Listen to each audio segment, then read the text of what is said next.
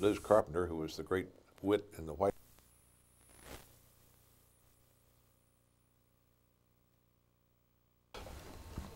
President Johnson used to like to start his speeches with humor, which he called jokes.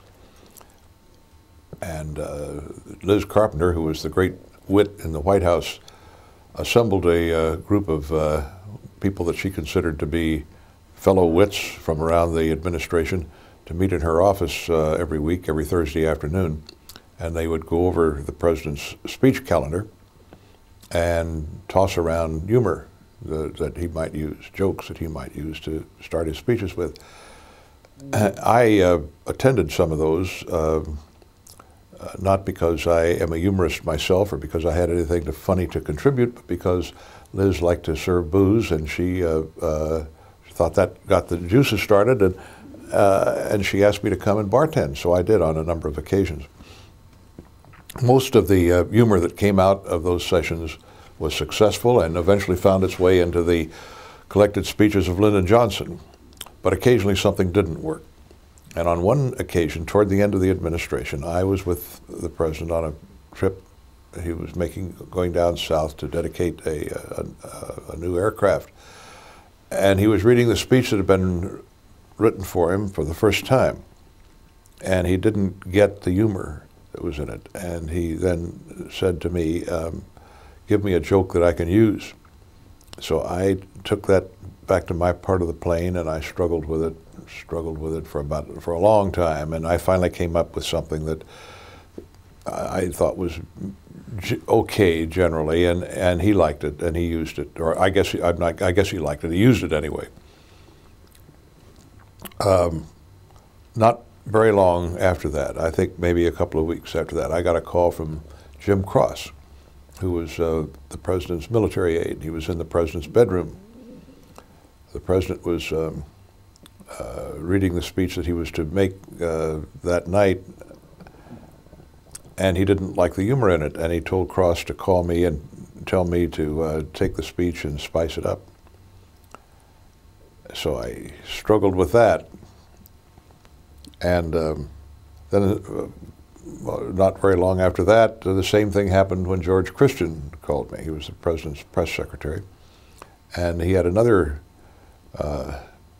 assignment from the president, similar one, to call me and have me do something with it, put some jokes in a speech. This was toward the end of the administration, and I think that happened another 2 or 3 times. Each time it was a great struggle for me. When we came down to Austin on Air Force One on the last day of his administration, I remember thinking, one of the things I'll never have to worry about again are the president's damn jokes.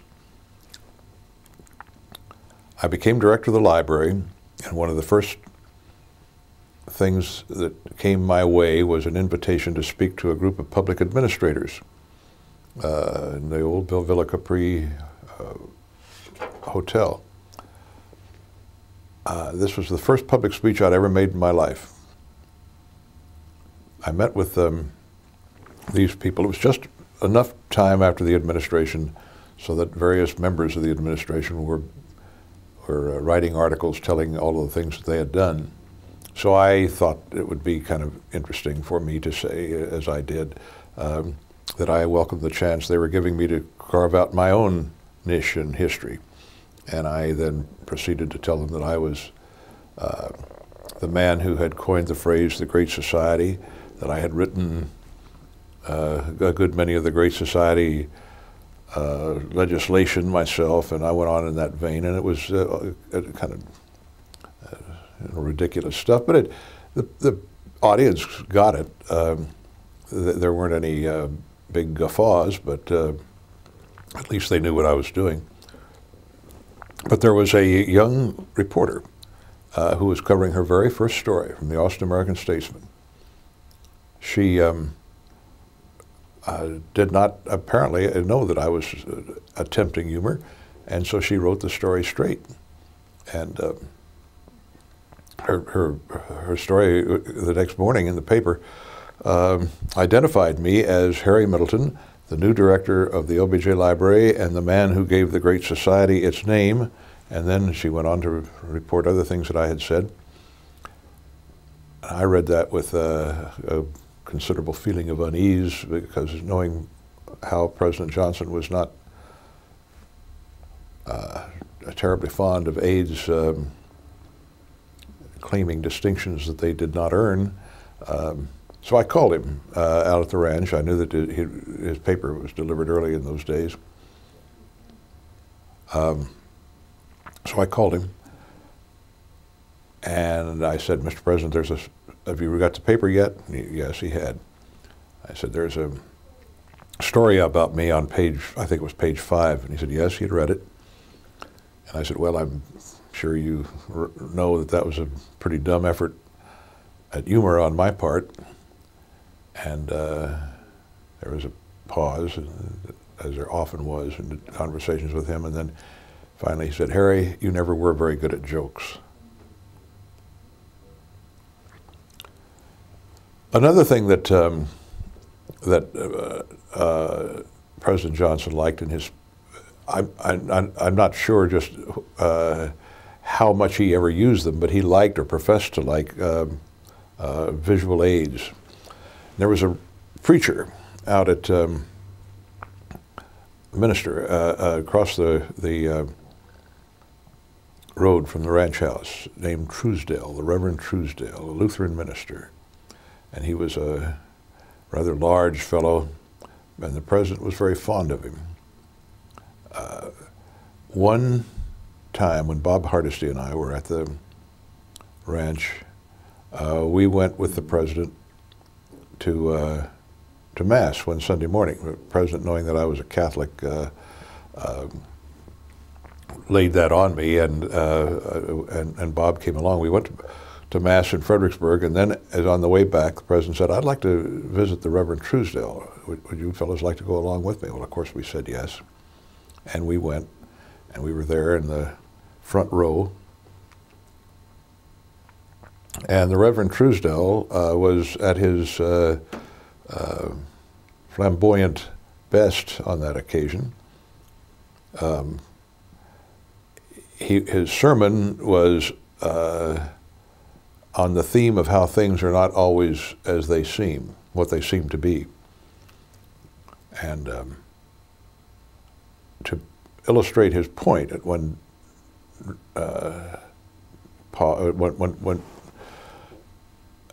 part of his sermon, he reached down inside his pulpit and came out with what looked like a shotgun and pointed it out and pulled the trigger, and down from the barrel came a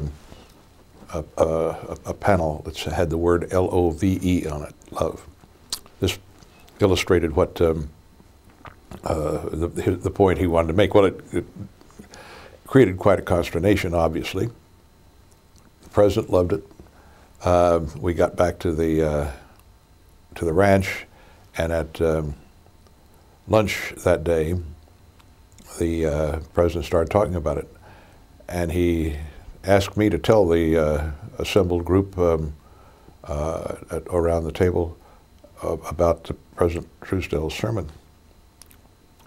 And I did. I wasn't really quite sure at that point whether he was kidding or not kidding. I wasn't quite sure how to do it, but I played it straight, and I told what he had done and how he'd used the effects. And President Johnson looked at Bob and me, and he said, "Now, fellas, boys, that's the sort of thing I want to get into my speeches. That's more. I've got to do that. Spice up my speeches. I want to get more of that into the things I say." Well, we had a pretty hilarious time the rest of the day, thinking of ways that we could soup up the president's of the United States speeches with things that we learned from the Reverend Truesdale.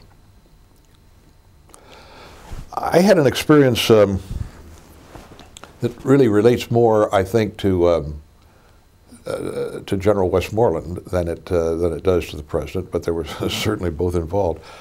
The first thing you have to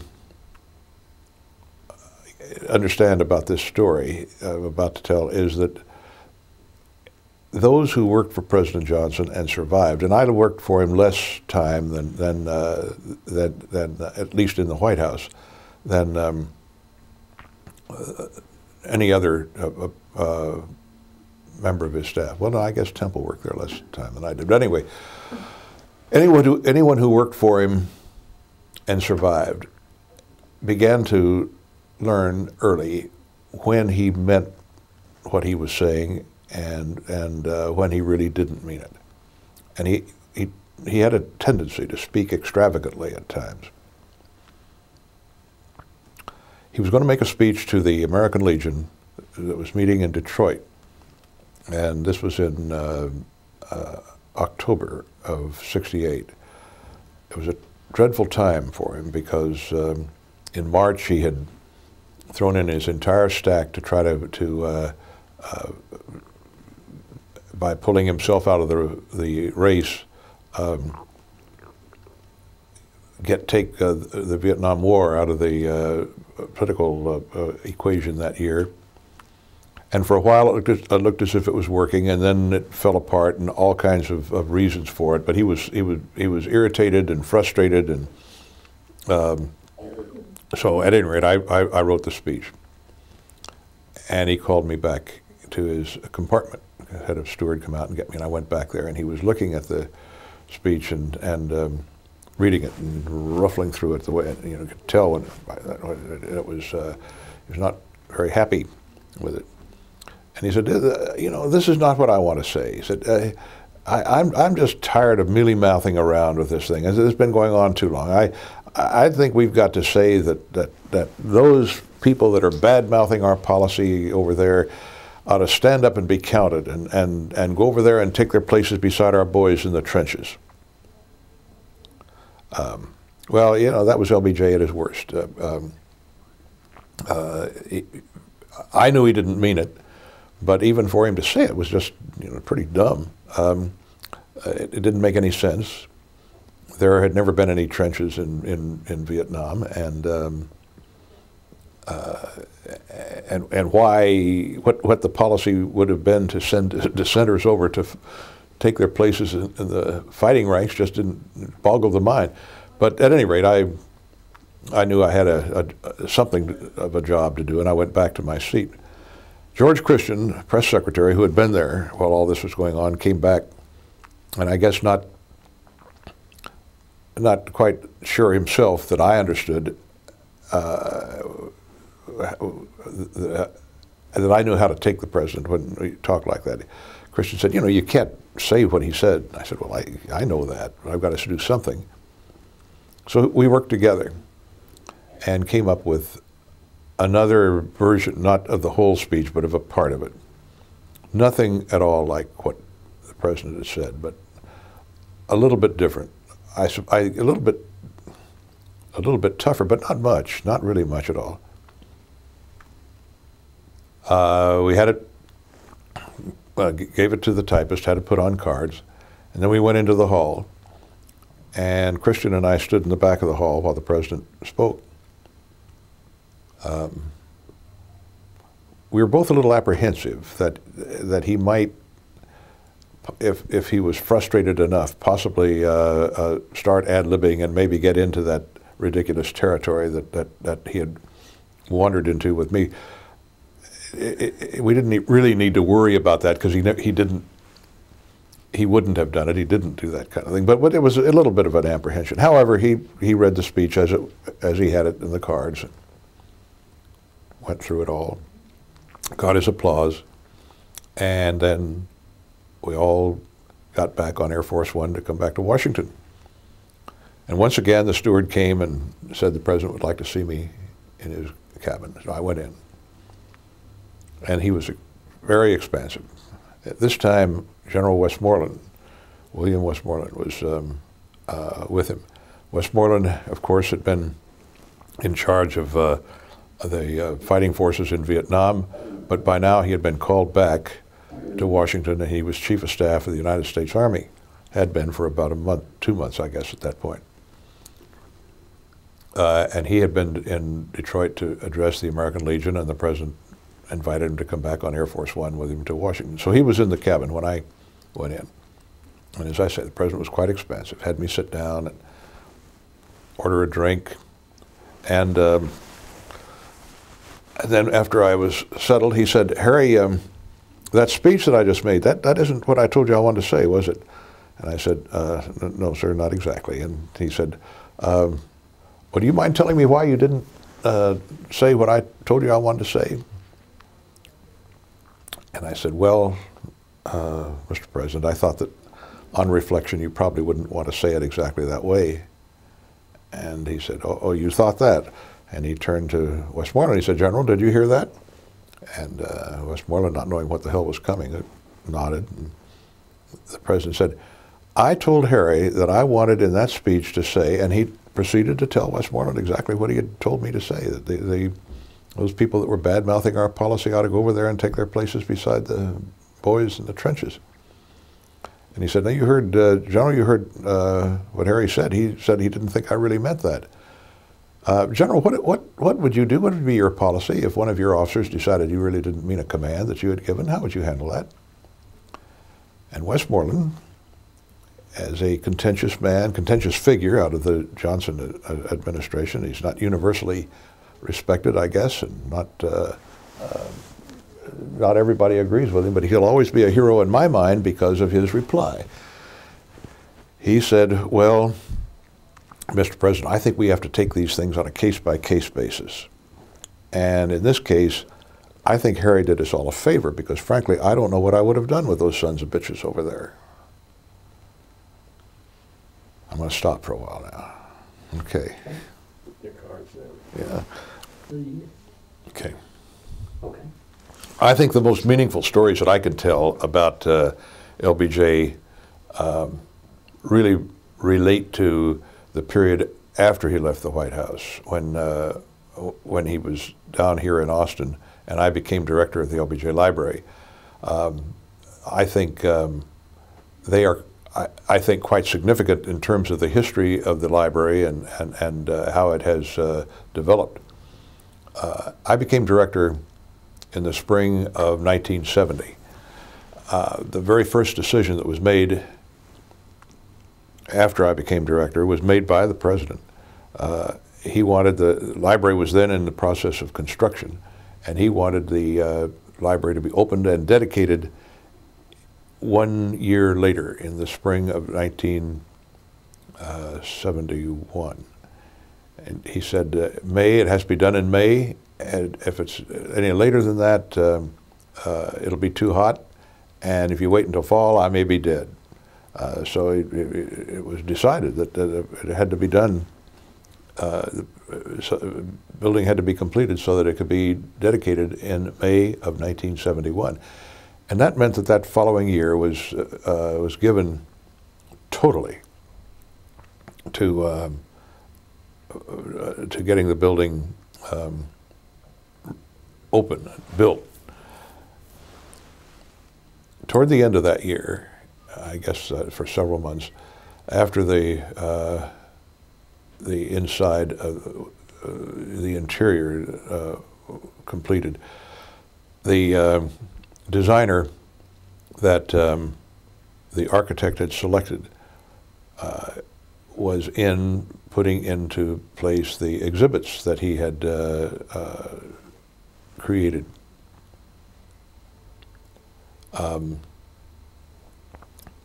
The president went through them several times. I was with him every time he did. I always had the feeling that he was really not seeing it very fully because he didn't give it much time, or he didn't say much about it. But then finally there came a time, not long before the library was to be dedicated, when he gave it a lot of attention. And he said to me, you know, this is all okay, this is all right. Everything I've seen is all right, but there's something missing here. He said, you know, that was a very contentious time. There was a lot of controversy in my administration, And I don't want people to come through this library and not be aware of the fact that we know it was a time of controversy. So we have to have something on the controversies of the period. And I took that as my instruction and got in touch with the museum staff, and they put together a very hasty exhibit on the controversies of the period, notably Vietnam, but also Medicare and the federal aid to education and all the other controversies of the period. And it was not a big exhibit, but it was a good one on that all of those items of contention. And told the president about it. He said, "All right, let's see it." And we went through, and he liked it, but there was still something missing. He said, "You know, I got a lot of really mean letters. Let's show the meanest letter I ever got. Let's put that in there." Well, this time then it was the archives operation. I went to them and said, "Let's find the hostile letters." And so they brought them all out. And there is a category called hostile correspondence. And so the archivists went through all of that, steeping themselves in all the rancor of that time. And they would come up with letters that they thought filled the bill, and I would take the ones that I thought were really good, and then I would show them to the president, but he was never very satisfied with what he saw. He said, I know I got meaner letters than that. And finally he said, "Let me go through that stack." So we took some boxes to him, and he began going through them, looking at all this stuff that had so vilified him, and looking at it all, taking it very seriously, reading it, discarding it, most of it. Finally he came up with a postcard from a man in California. The postcard said, "I demand that you, as a gutless son of a bitch, resign as President of the United States." And with a flourish, the president handed that to me and says, "I don't think you can get any meaner than that." And that went into the exhibit. And it stayed up on exhibit for, I think that particular exhibit stayed up for a couple of years. When the library was dedicated, his speech, which Bob Hardesty wrote, had the line, "It's all here, the story of our time with the bark off." And Johnson loved that line. He used it often.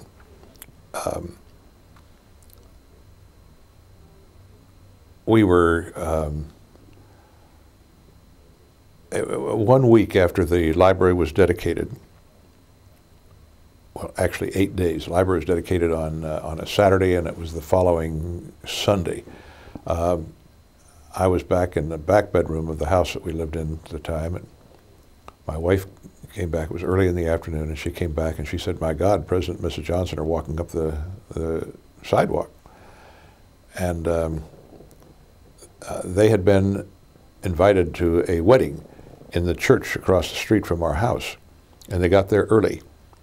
Mrs. Johnson had misread the invitation, and so they were an hour early, and the president said, "Well, let's go over to the Middletons and wait there." And that's why they were there. He was a little bit disgruntled, probably more than a little bit, because he didn't like to have his timetable messed with that way. So when they came in, he really wasn't in any mood for small talk, and he ushered me into the room that we used as a television room, which was off the living room, while my wife and Mrs. Johnson went into the living room. And we sat down, and he looked at me and he said, "We've got that library dedicated, now what are we going to do?"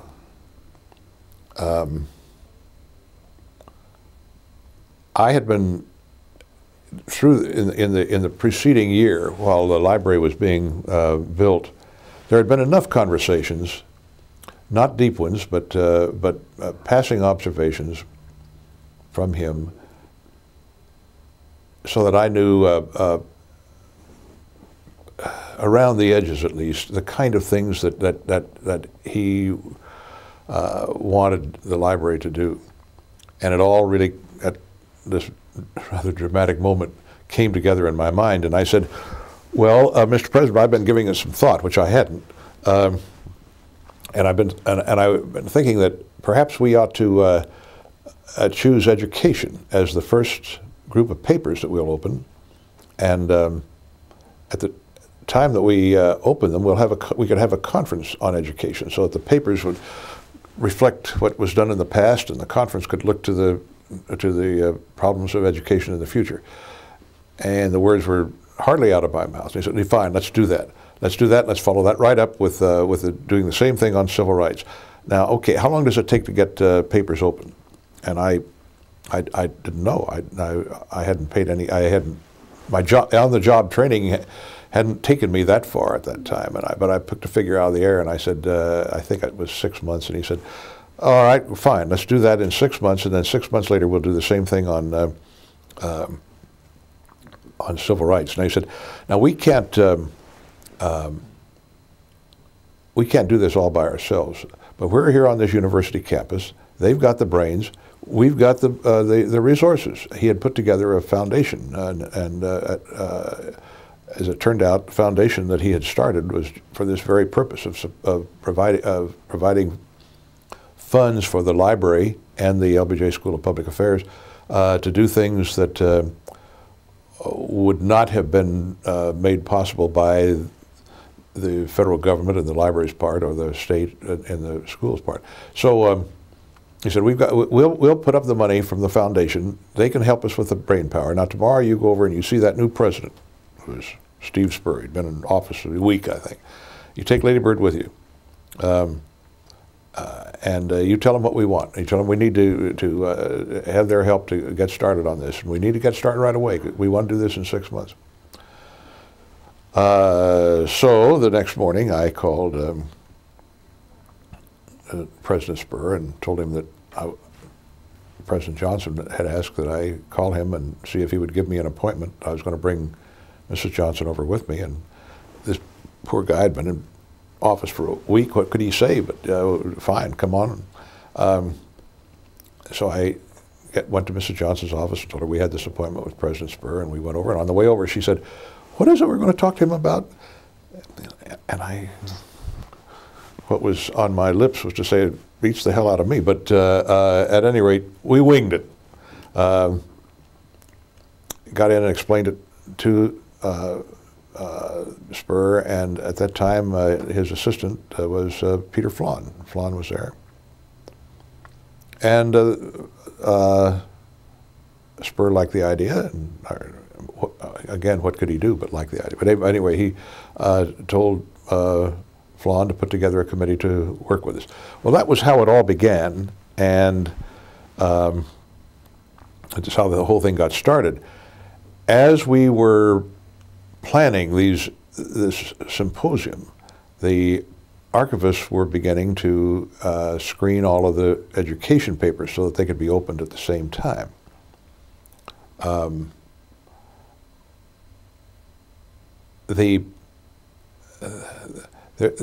Screening papers is not a precise science. The terms of the President's deed of gift when he turned his papers over to the library were similar to the deeds of gift of all the other people whose papers are here in the library. And the language is rather general. It says that papers which would tend to do considerable harm to living individuals should be kept closed during those individuals' lifetime. The archivists screening the papers would make a determination when they could, but when they couldn't, they would bring them up to me to make a decision. And I would look at these, and sometimes I could make a decision, sometimes I couldn't. Most of the time I couldn't. I would look at them and I'd think, hell, I don't know what to do. And so the stack would grow. Not just a matter of days before the conference on education was to open, which was also the day the papers would be opened, President Allender's Ranch called me And I was used to his calls because he would call quite frequently to talk about the symposium. But this time he wanted to talk about the papers. And he said, "We're going to open them all, aren't we? All of the papers." And I said, "Yes, sir, all that can be open." And he said, "Well, now what does that mean?" And I reminded him of what his deed of gift said. And he purported not to understand. "Give me an example," he said. Well, I had this stack, and I picked the one off the top, which was a memorandum from Joe Califano to President Johnson about an education matter, and it contained a scurrilous reference to a congresswoman named Edith Green from Oregon, who was on education subcommittee, and she was throwing up a barrier to the passage of one of the bills, and Califano had written in his memo, made a scurrilous reference to this woman. And so I read it to the president. And I said, "Well, maybe this is the sort of thing that we couldn't close." And he considered it, and then he said, "Edith's heard worse things than that in her lifetime. We can't be that cautious. We ought to stop that. You ought to open that. That's one that we ought to open. Who else is that going to hurt?" And I reminded him that Joe Califano was then counsel to the Democratic Party, which had a lot of warring fractions in it. And I said, "He's really trying to keep all those Democrats together, and I'm not sure that this is going to help him." And the president said, "Harry, when you took over this job, was there anything in your job description that said you were supposed to worry about keeping the Democratic Party together?" And I couldn't think that there was. So he said, "No, you're being too cautious. Let's open those things. Now, what else?" And I went through the rest of them, some of the rest of them. And his response was the same each time. "That's being too cautious, you ought to open them." Then he said, "Are you going to try to treat me the same way now? Do you think about treating these people?" And I said, "Well, Mr. President, it seems to me that you deserve the same consideration anybody else does." But I wasn't able to finish it. He said, "Good men have been trying to protect my reputation for 40 years, and not a damn one has succeeded. Now, what makes you think you can?"